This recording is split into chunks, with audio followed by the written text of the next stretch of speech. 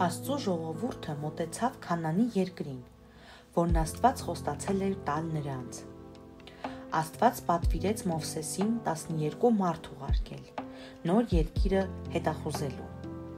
Ուղարկվածները վերադարձան, իրենց հետ բերելով համեղ մրգեր և բանջարեղեն։ «Դա շատ լավ երկիր է», ասացին նրանք, «այնտեղ շատ ցորեն և տարբեր պտուղներ են աճում»։ Սակայն հետո վախեցած ավելացրեցին. «Այդ երկրի ժողովուրդը հզոր է։ Նրանք նման են հսկաների։ Եթե պատերազմենք, մենք չենք կարող հաղթել նրանց»։ Բայց Հեսուն և Քաղեբը ուզում էին, որ ժողովուրդը վստահեր Աստծուն։ «Մի վախեցեք, Քանանի բնակիչներ,